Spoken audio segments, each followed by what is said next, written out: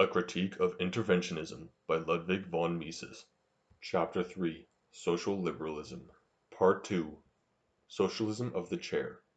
Academic socialism is no homogeneous ideology.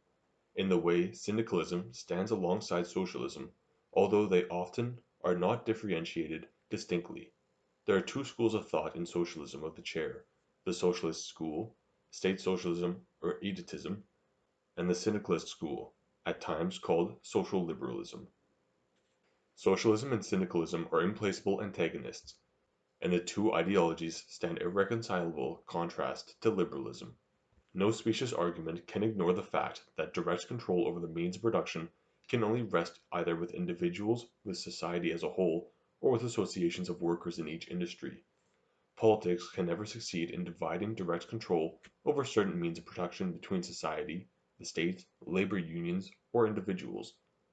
Property as direct control over means of production is indivisible. True, there can be a social order in which some means are owned by the state or other administrative bodies, some by labor unions, and some by individuals. In this sense, there can be partial socialism, partial syndicalism, and partial capitalism. But there can never be a compromise between socialism, liberalism, and syndicalism with regard to the same means of production.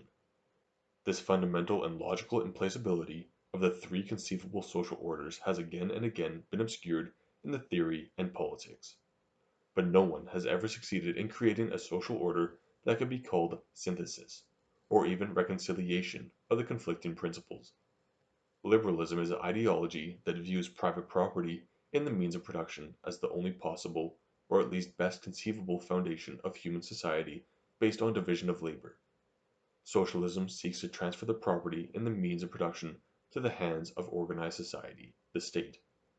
Syndicalism wants to transfer control over the means of production to the association of workers in the individual branches of production. State socialism, edatism, also conservative socialism, and its related systems of military socialism and Christian socialism aim at bringing about a society in which the management of property is left to individuals, but its employment is supervised and guided by the collective whole, so that formally property is private, but in substance it is public. The farmer, for instance, becomes a civil servant and must grow what the country needs according to his best knowledge and conscience or by government order. If he receives his interest and a living salary, he has everything he can demand. Some large enterprises are transferred directly to the state or community. All others formally remain in the hands of their owners, but must be managed in accordance with the plan of the authorities. Thus every business becomes a public office, and every occupation an appointment. At the time, serious consideration was still given to the social democratic program to transfer formally all means of production to society. There seemed to exist a considerable, although not fundamental, difference between the program of the Edadists and that of the Social Democrats. Today, the Social Democratic program simply calls for an immediate nationalization of large enterprises, while trade shops and farms are to be under the control of the state. In this respect, Edadists and Socialists are much closer today than they were a dozen years ago. However, the fundamental difference between the social ideals of Edadism and the Social Democrats existed in the problem of income distribution, not in the nationalization program. It was self-evident to the Social Democrats that all income differences were to disappear, but Edadism meant to distribute income according to dignity. Everyone was to receive according to his rank. On this point as well, the gap dividing Social Democrats and Edadists has narrowed considerably. Edadism, too, is genuine socialism, although it may differ in a few points from the socialism of the Communist Manifesto and the Erfurt Program. What is essential, alone, is its position on the problem of private property in the means of production. Inasmuch as the socialists of the chair represented Edadism, and inasmuch as they demanded the nationalization of large enterprises and government supervision and control of all other enterprises, they engaged in socialistic politics. But not all socialists of the chair were Edadists. Luigi Brentano and his school promoted a syndicalistic program, although in many questions of daily politics they joined ranks with other socialists of the chair, and together with the Social Democrats fought against liberalism. As set forth, their syndicalism is no more definite and straightforward than any other program. As a matter of fact, it is so contradictory and leads to such absurd consequences that it could never be unswervingly advocated. Brentano carefully veiled his position, but nevertheless it was syndicalism. It became visible in the position on the problem of labor union coercion and strike, and the protection of workers willing to work. If employees received the right to shut down an enterprise as long as its owner rejected their demands, the control over production, in final analysis, has been placed in the hands of labor unions. The problem must not be obscured by the confusion between free collective bargaining, the workers' freedom to organize, and the impunity of workers guilty of breach of contract. The protection of workers willing to work is an entirely different matter. As long as the work stoppage of the workers of one enterprise or in an entire industry can be rendered ineffective through employment of workers from other industries or from a given reservoir of unemployed workers, the labor unions are unable to raise wage rates above those paid without them. But as soon as the physical force of labor, with tacit consent or open promotion by the state, makes it impossible to replace the strikers, the labor unions can do as they like. The workers of essential enterprises then can freely determine their wage rates. They could raise them as high as they please were it not necessary to be mindful of public opinion and the sentiment of workers in other industries. At any rate, all labor unions have the power temporarily to raise wage rates above those the economic situation would determine without union intervention.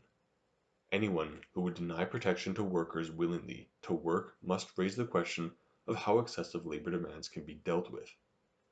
It is no answer to refer to a sensible conduct of workers or to entrust committees of employers and employees with the power of decision. Committees with equal representation of both sides can come to an agreement only if one side makes the concessions. But if the decision is to be made by the state, either as judge with the power of binding arbitration or by the committee member representing the state, the solution again is that of egotism, the very thing that was to be avoided. A social order that refuses to protect those willing to work lacks vitality and must disintegrate in short order. This is why all political systems, no matter how they collaborate with the unions, must finally oppose union coercion. To be sure, pre-war Germany never managed to legislate government protection to those willing to work. An attempt failed on account of the resistance by Brentano and his school. But it should be noted that pre-war Germany could easily have quashed a strike in essential enterprises by calling the strikes to active military duty. Post-war Republican Germany no longer has this power at its disposal, and yet despite the Social Democratic Party's supremacy, it has successfully taken a stand against strikes in essential enterprises, and thus has expressly granted protection to workers willing to work. In the Russia of the Soviets, a strike is utterly impossible. Kautsky and Lenin completely agree that willing workers must be permitted to render a strike against vital facilities ineffective. Egotism trusts in the wisdom and attitude of government officials. Our officials are learning soon enough, writes an app, how things look in the clash of economic interests. They will not let the reins slip out of their hands, not even to parliamentary majorities, which we know how to handle so well. No rule is borne so easily, in fact perceived so gratefully, as that of high-minded very learned officials. The German state is officialdom. Let us hope that it will always remain that.